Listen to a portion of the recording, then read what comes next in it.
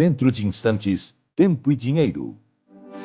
Apoio LS Tractor, tratores projetados para o hortifruti. Copagel, a força que movimenta o agronegócio. Lotus Biosoluções, excelência em produtividade. Seja assinante do Clube do Tempo e Dinheiro. Entre no Clube do T&D. No ar, Tempo e Dinheiro.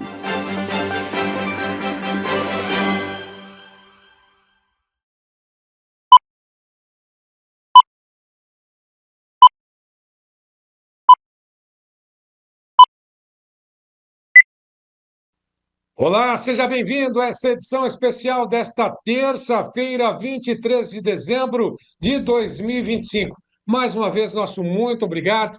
Em nome do João Batista Olive e a equipe do Tempo e Dinheiro, muito obrigado pela companhia de todos. E não vamos perder tempo, porque tempo é dinheiro. Portanto, temos o Fala Produtor de hoje. Solta aí, Davi da Luz.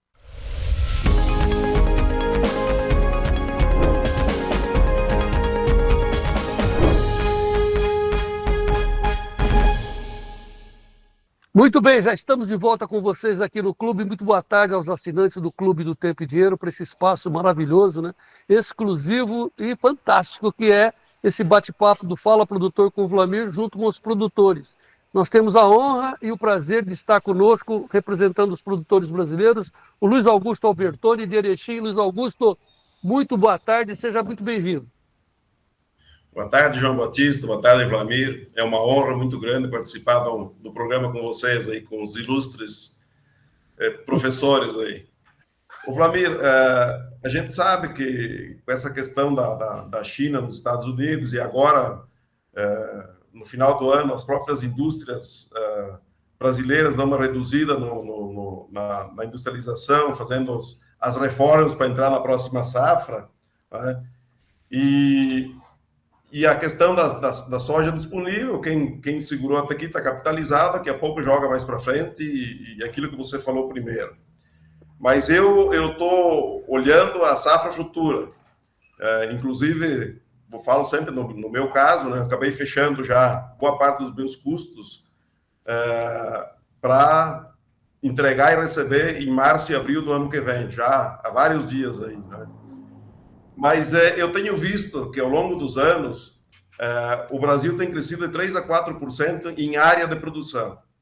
E este último ano, aí, em função das dificuldades financeiras, do custo financeiro, tudo aquilo que vocês cansam de falar nos programas do Tempo e Dinheiro, se não me falha a memória ou a informação não está correta, o Brasil cresceu em área em torno de 1 e pouco por cento. Então, assim, aqui no Rio Grande do Sul, houve uma redução de insumos, de adubo, em função da crise, da dificuldade, tudo que aconteceu, que também é sabido no Brasil inteiro. Tem muitas pessoas no Centro-Oeste, no Mato Piba mesmo, que, em função da dificuldade de recurso, diminuiu os insumos. Os Estados Unidos, a gente vê que não passa de 120 milhões de toneladas, esse ano não vai chegar a isso, mas o teto deles bateu nisso aí. E o preço baixo, eu aprendi ao longo da minha vida que remédio para preço baixo é preço mais baixo ainda, pois aumenta bastante o consumo. Será que nós não vamos ter uma surpresa positiva ali na frente na questão de preço de soja, amigo? Boa pergunta. Eu também aposto nisso, eu também acredito. Espero que aconteça, né? Mas vamos lá. Com relação à demanda da soja, não para de crescer, né? Porque a soja tem a proteína mais barata do mundo e a soja tem o óleo também, que não é o óleo de melhor qualidade, mas é o óleo barato, né? E nós temos uma demanda recorde no Brasil, que nem você comentou no início. As indústrias dão uma parada no fim do ano, mas esse ano elas vão parar menos, porque as indústrias em geral estão produzindo biodiesel. E nós vamos provavelmente passar de 10 milhões e meio de toneladas de óleo para biodiesel. Então, ela não pode parar, porque o processo da produção de biodiesel é constante. Ninguém quer carregar estoque de óleo, ninguém quer carregar estoque de biodiesel, porque ele tem que atender a demanda do segmento. Então, normalmente, o mês de dezembro é o mês que menos consome. Os caminhoneiros param aí para final de Natal, Ano Novo. O transporte ele perde ritmo, mas ele já logo ele acelera. Então, o mercado internacional ainda não percebeu essa situação do Brasil com essa demanda tão alta de biodiesel, né? Porque nós saímos do B14 para o B15 esse ano em agosto, só para contextuar, e só essa mudança, que foi de um meio ano, está dando 1.700.000 toneladas a mais de soja que tem que esmagar para produzir esse óleo para usar para o biodiesel de agosto para cá. Agora, no novo ano, nós vamos precisar perto de 4 milhões de toneladas de soja a mais do que seria no ano passado para esmagar, para tirar o óleo para fazer o biodiesel. E como nós estamos batendo o recorde de exportação de farelo, então a indústria tem que trabalhar. Só para te dar uma ideia, eu tenho dado aqui do farelo, a exportação do farelo até sexta-feira. 21,6 milhões de toneladas de farelo foram exportadas de janeiro até sexta-feira pela SECEX. Então, nós somos o maior exportador mundial de farelo, que tradicionalmente o maior exportador mundial de farelo é a Argentina. Mas nesse ano aí eles tiveram alguns probleminha, e greve, não sei o quê, foi retenções e por enquanto nós estamos na frente. Então, esse fator, eu acho que é um fator que nós vamos virar o ano e o mercado já vai voltar comprador. E que nem você comentou, o ano que vem pode ter um otimismo? Pode, porque a China volta ao normal dela, poder comprar no mundo. Porque a gente pensa, não, a China esse ano comprou do Brasil e não comprou nos Estados Unidos. Isso foi um privilégio para nós que aconteceu com o Trump. Senão o mercado da soja estaria $9. Se a China estivesse comprando grandes volumes nos Estados Unidos e o produtor americano vendendo. Só que o produtor americano agora está colhendo uma safra que é uma área menor. Alguns apontam que a safra vai fechar com 112 milhões. Os Estados Unidos, o USDA apontou 115 milhões e pouco no relatório dessa semana. A realidade é uma safra menor e o produtor novamente falando que vai reduzir a área em 2026 e 2027. Por quê? Porque a soja tem um custo de produção básico de $11,20 para o produtor. E se ele não estiver vendendo acima de $12 o bushel, ele não tem margem. E nós não estamos ainda no 12. Por isso que eu acredito que o mercado pode ir a 12 e o ano que vem, ano eleitoral, que nem você diz aí, com o prêmio normal, não precisa ter explosão de prêmio, pode ter uma surpresa boa. Só que continuo alertando, como nós estamos com a comercialização até atrasadas e temos o plantio médio atrasado, vai ter muita oferta de soja em março e abril, que é pico de colheita, em que o produtor precisa fazer caixa, né? A maior parte do produtor não teve crédito rural, não teve crédito, daí comprou para pagar na safra, na boca da colheita, final de março, abril, e ele vai precisar vender. Além de que nós vamos colher uma safra que provavelmente vai ser igual ou maior que esse ano, e não tem armazém, né? Eu citei o exemplo ali no programa. No caso do milho, tem 38.400.000 toneladas ainda na mão do produtor, que está nas cooperativas, nos armazéns aí parados. E nós temos muita soja ainda que está na mão do produtor e parado, que vai ser vendida em janeiro, fevereiro, justamente na boca da safra. Mas eu acredito no mercado melhor da soja, mas pense de maio, junho em diante. Luiz Augusto, se espremer, o Vlamir fala em 13, hein? Para julho. 13. Mas está deixando em paz. Pense em 12. Eu tenho a mesma visão do Vlamir, em função de que aquilo que eu falei primeiro, que é um ditado antigo, do tempo que eu trabalhava em frigorífico, que um frango, um porco, nada mais é do que 2 pés de milho e um pé de soja caminhando. E preço baixo incentiva a produção de carne, etc. Isso que na época não existia nada dessa questão de biodiesel, de etanol, né? Então, esses preços reduzem um pouco o investimento nas lavouras e automaticamente a produtividade baixa na maioria dos locais, né? E o consumo aumentando, em algum momento, a velha lei de oferta e procura, ela vem à tona. Então, eu tenho uma expectativa boa para o ano que vem. Agora, aquilo que você falou primeiro, Vlamir, também, e eu fiz isso, já fiz, tá? Eu já garanti meus custos eu fiz, né, contrato. Esses dias, quando você falou que o cavalinho estava encilhado, aí eu aproveitei e fiz contrato futuro para março e abril.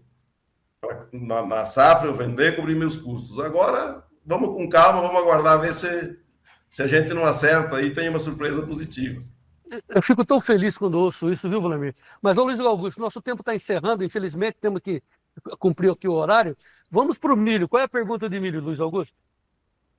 O milho é a mesma linha que eu falei da soja, porque, como o Vladimir mesmo falou, e eu vejo lá na minha região, lá no oeste da Bahia, fábricas de etanol sendo construídas para milho e para sorgo. Aqui próximo a Passo Fundo, fábrica de etanol para trigo e, enfim, cereais de invernos e outras coisas. Quer dizer, mesma coisa. Eu penso que daqui a pouco também vamos ter, e o Vladimir tem falado historicamente nos programas que eu tenho assistido aí, de que a tendência de preço de milho lá na frente é melhor, pelo menos internacionalmente, do que esse ano que passou. Então, eu tenho uma expectativa positiva e queria ver com o Vladimir se ele confirma essa visão aí, apesar mesmo com as últimas informações do mercado aí. Olha, João, com relação a isso, mesmo que tenha essa pressão, lembra que nós comentamos no programa agora, acabando a guerra da Ucrânia, é normal a cair o preço do petróleo, que acaba pressionando o etanol americano, que é o maior consumidor de milho para etanol, são os Estados Unidos. 140 e poucos milhões de toneladas de milho vai para etanol lá. Mas isso é momentâneo, é uma fase de transição, porque o quadro do milho, se ele cair a cotação, agora eu vou contar uma coisa que quase ninguém sabe no Brasil. Grande parte das indústrias de etanol dos Estados Unidos, elas são de cooperativas das grandes traders com os produtores de milho do meio oeste americano. Então, quando o preço do milho cai, a indústria produz mais etanol. Por que os americanos querem vender etanol para a União Europeia, Ju? Nunca ninguém perguntou. Porque eles têm capacidade de usar hoje, nesse momento, 180 milhões de toneladas de milho para etanol. E aí pode exportar. Só que eles conseguindo produzir mais etanol, vai vender mais etanol, vai ter margem na indústria de etanol, mesmo que o milho seja mais barato para a indústria comprar do produtor. Só que o produtor que vende para a indústria, que ele é sócio da indústria, ele participa do lucro da indústria, ele valoriza o milho dele. Isso aqui no Brasil não acontece. E por isso que o mercado mundial do milho pode ter uma demanda e um quadro mais ajustado do que o próprio USDA vem apontando, que nem esse ano o USDA está mostrando que temos um déficit entre a produção e consumo de 25 milhões de toneladas. No ano que vem, o USDA está apontando um déficit de 10 milhões e meio de toneladas entre a produção e consumo, e com os Estados Unidos colhendo safra recorde. Só que essa questão da energia, que eles ainda nem avaliaram o nosso crescimento. Nós vamos crescer 4, 5 milhões de toneladas a mais de milho para etanol em 2026. Então, o déficit não é mais 10, é 15, 16. E se os americanos produzirem mais etanol e o acordo vender lá na Europa, porque o Trump quer que os europeus importem etanol americano para usar na Europa para fazer aquecimento e energia contra o gás da Rússia, por causa dos rolos deles lá. Então, é mais demanda. Então, você tinha comentado, eu continuo acreditando que o milho está numa escalada de crescimento e, pelo gente ver Chicago, até final de 2027 ele continuará subindo, porque ele está barato para o sistema de ração, ele está barato para o sistema de energia, ele está tendo lucro no sistema de ração americano e mundo, está sendo barato para a energia aqui no Brasil, viabilizando a indústria no mundo, e ele lá nos Estados Unidos ainda mais no etanol, né? Mesmo petróleo. O petróleo começa a competir muito e deixar o milho complicado quando ele cai a $45 o barril. Nós estamos falando em petróleo perto de 60, então para o setor da indústria etanol está vantajoso. A indústria etanol brasileira, se olhar, ela começa a estrangular um pouco quando o milho passa de R$75 o saco. O pessoal está comprando a 50, 50 e pouco. Então tem margem para seguir em crescimento. É por isso que eu tenho sempre comentado. Eu acredito o milho do ano que vem valendo 5 a 10 reais melhor que esse ano. Pode valorizar mais? Pode, que aí depende como é que vai estar a questão política da eleição, de dólar, que o dólar também vai influenciar muito no ano que vem.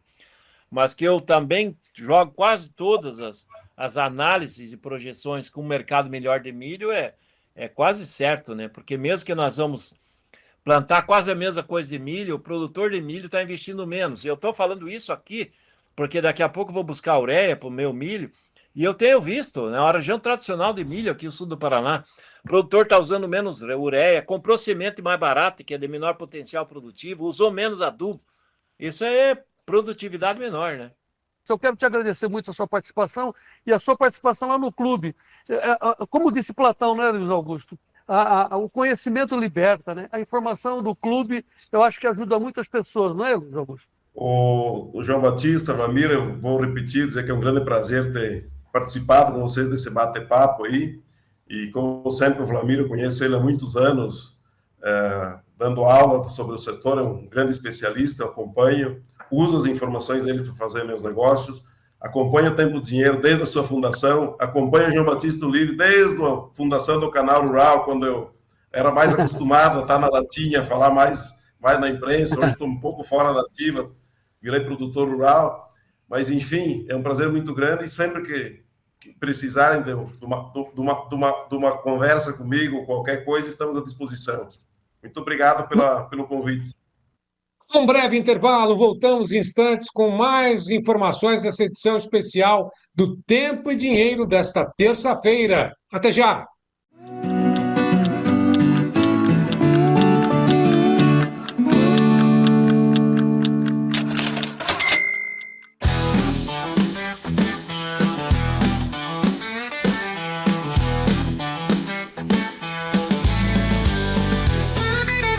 Também é daqueles que um dia só começa depois de um cafezinho. Eu adoro e sei que esse sabor irresistível começa lá no campo.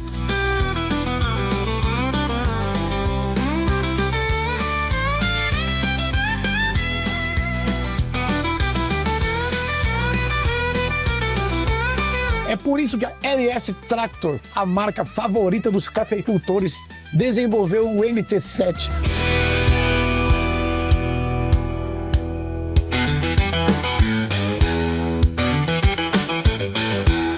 Um trator forte e de dimensões reduzidas que melhora ainda mais o trabalho de quem dá um show todos os dias na mesa dos brasileiros.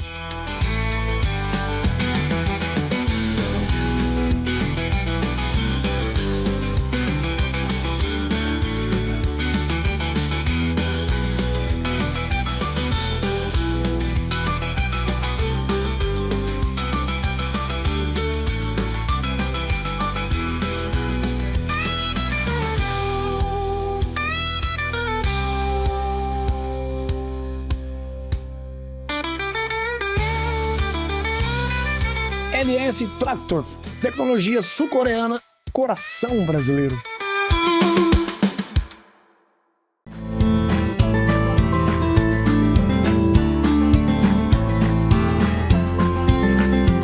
A força que vem de dentro. Show Rural Copavel, de 9 a 13 de fevereiro de 2026, em Cascavel, Paraná. O Clube do Tempo e Dinheiro tem agora 2 presentes para você saber mais. O curso de opções do Maurício Bellinello, gratuito, e o curso do Vitor Caso de comercialização da sua safra, mercado físico. Então entre no Clube do Tempo e Dinheiro e ganhe esses 2 presentes. Transforme a sua assinatura numa assinatura anual, ou entre no clube já através de uma assinatura anual e você tem à sua disposição esses 2 presentes do Clube do Tempo e Dinheiro. Comece o ano muito bem informado e bem protegido. Saiba antes, proteja-se contra os riscos e vamos em frente.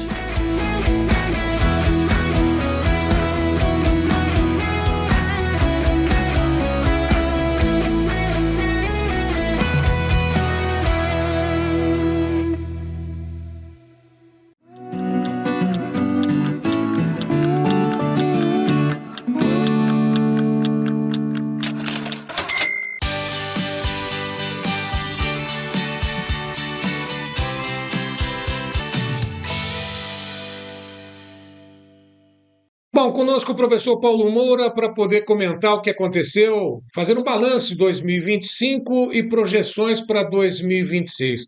Ao que tudo indica, 2025 ficou ou foi consolidado o poder judiciário no Brasil. Será que isso foi uma surpresa? O que vem em 2026? Antes de mais nada, professor Paulo Moura, é um prazer tê-lo aqui no Tempo e Dinheiro nessa edição especial. Boa tarde, Sérgio. Boa tarde aos amigos do Tempo e Dinheiro. É sempre um prazer falar para os amigos do agronegócio. Bom, 2025, como o professor já chegou a comentar conosco, foi o ano da consolidação do Poder Judiciário sobre os demais poderes aqui no Brasil. A gente pode afirmar isso, professor? Podemos afirmar sim, Sérgio. Foi o ano da consolidação, na verdade, da aliança entre o STF e o PT. O STF começa a protagonizar a política brasileira em 2019 com o chamado Inquérito do Fim do Mundo, o Inquérito das Fake News, que é inaugurado por Dias Toffoli com aquela censura à revista Isto É, um inquérito que persiste até hoje. Vai fazer 7 anos que esse inquérito está aberto, não há sinais de que ele vai ser fechado.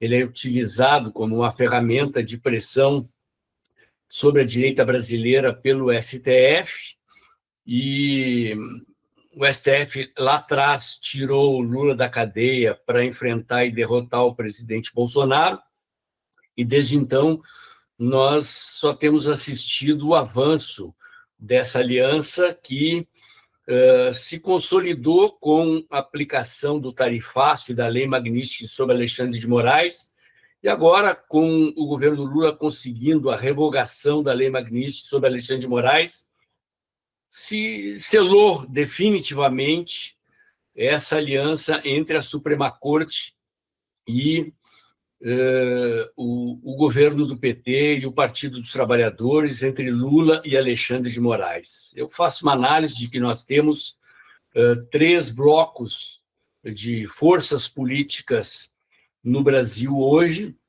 um bloco representado por essa aliança entre o STF e o PT, um bloco representado pelo centrão da política e pelo centrão do empresariado, que não quer mais o Lula, não quer mais o PT em função da crise fiscal que o governo petista provocou, mas também não quer o bolsonarismo no poder.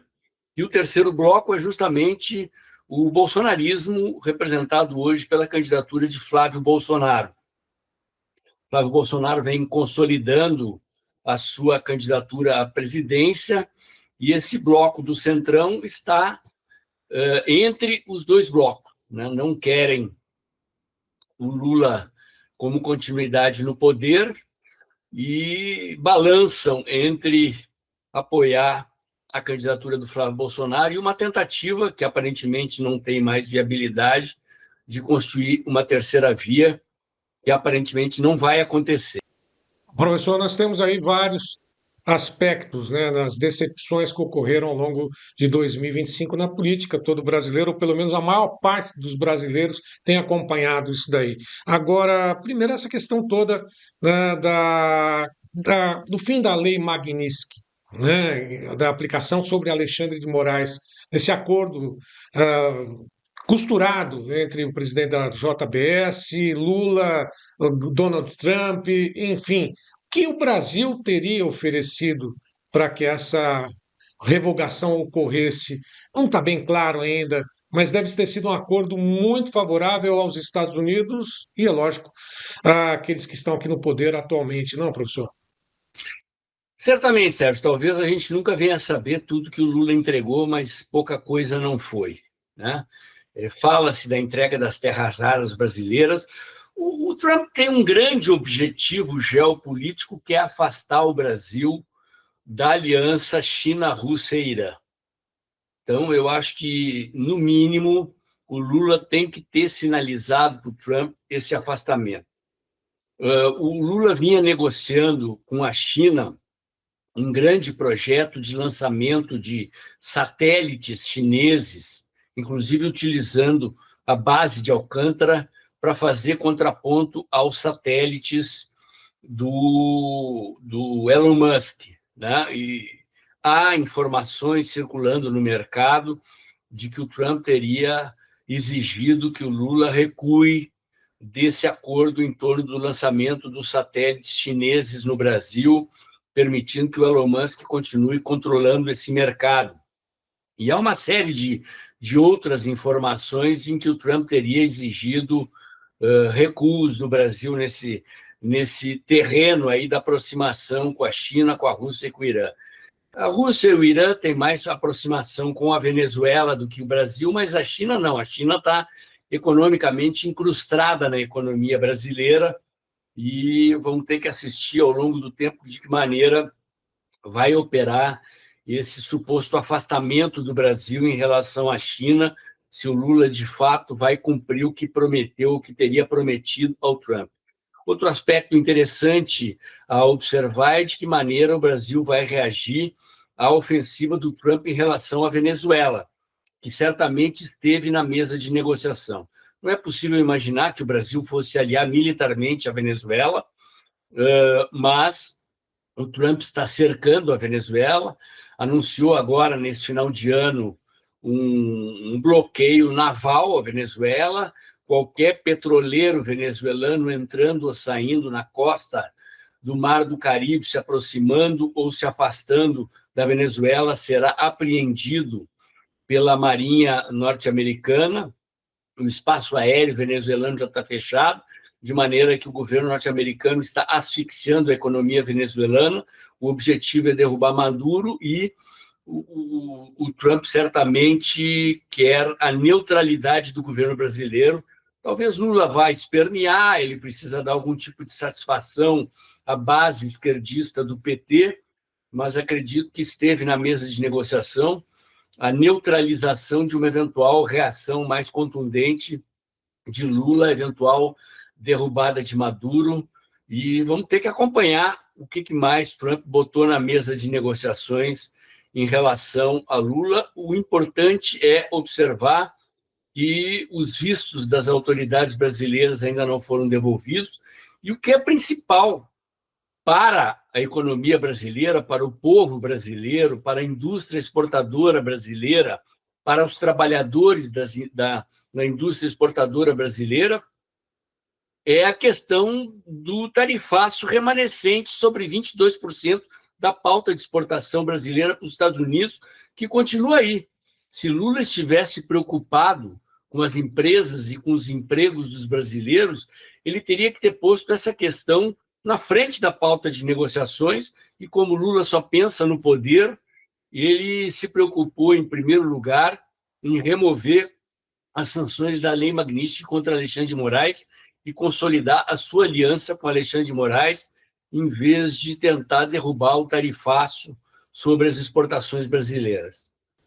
Temos aí o Maduro como principal parceiro, o Lula principal parceiro de Maduro, tanto faz, né? Mas, de qualquer forma, professor, nós tivemos aqui uma polarização, essa polarização vai continuar, o que tudo indica, entre aquilo que a esquerda narrativa tem como principal argumento, né, contra o bolsonarismo, contra agora a extrema-direita, como se houvesse essa extrema-direita também atuando, mas, de qualquer forma, nós temos aí um ano que foi marcado por dizer assim, por rasgar a Constituição. As leis foram reescritas, né, a fórceps, por dizer assim. Agora, a prisão de Bolsonaro já era dada como certa, e esses julgamentos que continuam da chamada ou do chamado núcleo da suposta trama golpista. Vem muitas condenações pela frente, isso é uma forma de cercear a direita ou os conservadores, ou mostrar que o poder judiciário está mais do que nunca poderoso, por dizer assim? Na verdade, Sérgio, com o julgamento do núcleo 2 da trama golpista, agora na primeira quinzena de dezembro, ao final da primeira quinzena de dezembro, no dia 16, praticamente se encerra o julgamento da trama golpista, né? Foi o último grupo, apesar de ser o grupo 2, ele foi passado, eram 4 núcleos, o grupo 2 foi passado para o fim da fila, era o núcleo no qual estava Felipe Martins. Se encerra o julgamento da trama golpista, né? Agora, deve haver algum tipo de recurso ainda, mas, enfim, estão condenados ou absolvidos, foram absolvidos apenas 2 de todos os réus acusados pelo STF, e o julgamento da suposta trama golpista fica encerrado, né? Vamos ver como é que fica agora o andamento da questão da dosimetria das penas e a continuidade da luta pela anistia. A oposição afirma que não há contradição entre o projeto de lei da dosimetria e a continuidade da luta pela anistia, mas isso é algo que nós vamos ter que acompanhar ao longo de 2026. Até porque haverá o recesso também no Congresso Nacional, né?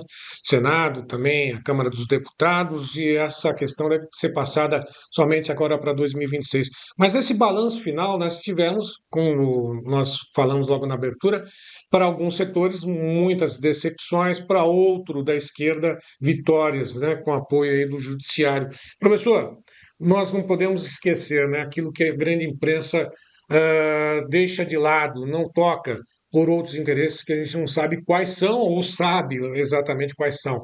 Nós temos essa questão da PL da dosimetria, né, anistia. Eu gostaria de saber se vai acontecer ou não, na sua opinião. O INSS, essa CPI do INSS que esbarrou, né, em alguns nomes aí, inclusive parentes, né, do próprio presidente Lula, e o Banco Master, né, que tem aí uma caixa preta que está sendo aberta aos poucos e que tem mostrado escândalos, né, que envolvem muita gente em Brasília. Será que nós teremos aí tudo isso implodindo ou explodindo ou simplesmente deixado de lado, porque tem muita coisa que está sendo deixada de lado, né? Passando o pano, né, em todas essas situações. O que vem primeiro? Anistia? O que vem primeiro? Punições nessa CPMI do INSS? Banco Master ainda vai dar o que falar? Outros escândalos virão, professor? Olha, o Banco Master ele tem um potencial de ser um novo mensalão. Ele envolve figuras pesadas da República, gente do Centrão, gente do governo, gente do STF, e há sérias dúvidas se, pegando gente tão grande assim, ele não vai parar na gaveta. É curioso observar que a mídia tem insistido pesadamente nas investigações sobre o Banco Master.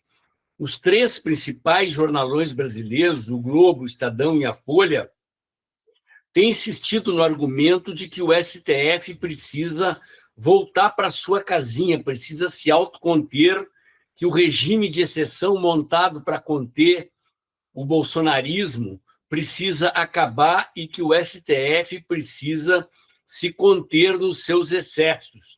E uma das linhas de atuação da imprensa, na qual se destaca o jornal O Globo, que tem insistentemente publicado matérias sobre o escândalo do Banco Master, é exatamente em torno desta questão. Estão atacando o STF em torno do escândalo do Banco Master, no sentido de pressionar o STF para o STF se conter, de maneira que talvez mesmo com o recesso do Congresso Nacional, a gente vai ter o noticiário abastecido com informações sobre esse escândalo. Com o recesso do Congresso, a CPMI ela fica recolhida, aguardando a volta do Congresso, e a CPMI foi fortemente tolhida na sua capacidade de investigação pelos habeas corpus concedidos pelo STF. Mas a CPMI teve um grande mérito, que foi trazer à luz informações que não se tornariam de conhecimento público se não fosse a CPMI. Se as investigações ficassem fechadas a 4 portas, contidas pela Polícia Federal exclusivamente, nós não ficaríamos sabendo de muita coisa que ficamos sabendo graças às sessões da CPMI. Dentre outras coisas, o envolvimento de Lulinha, o filho de Lula, com o careca do INSS.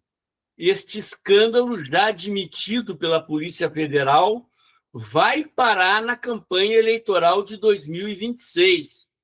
Há um conjunto de informações que, mesmo com os habeas corpus concedidos pelo STF, que permitiram o silêncio dos investigados na CPMI, vai abastecer a campanha eleitoral e a opinião pública brasileira, que já tem sido abastecida pelas redes sociais, até porque a grande imprensa sonegou essas informações da opinião pública, remeteu a CPMI para espaços secundários do noticiário, vai ser abastecida na campanha eleitoral com essas informações. Então, quando o Congresso voltar, com a prorrogação por mais 60 dias dos trabalhos da CPMI, certamente seremos informados, continuaremos sendo informados pelas redes sociais do escândalo do INSS, que tem tudo para ser mais um dos calcanhares de Aquiles de Lula na campanha eleitoral de 2026. Então, eu acredito que esse escândalo do Banco Master e a CPMI tem tudo para ser tópicos importantes do debate político de 2026. Mais uma vez, nosso muito obrigado pela companhia. Todas as informações estão disponíveis nas mídias sociais do Tempo e Dinheiro. Vá lá, curta, comente, compartilhe e já sabe, anote o telefone sempre, deixe anotado, passe para os amigos o telefone do Clube do Tempo e Dinheiro, 19-998-132915. Amanhã a gente volta com outras informações nesta série especial de fim de ano aqui do Tempo e Dinheiro. A todos uma ótima tarde, bom descanso e até amanhã.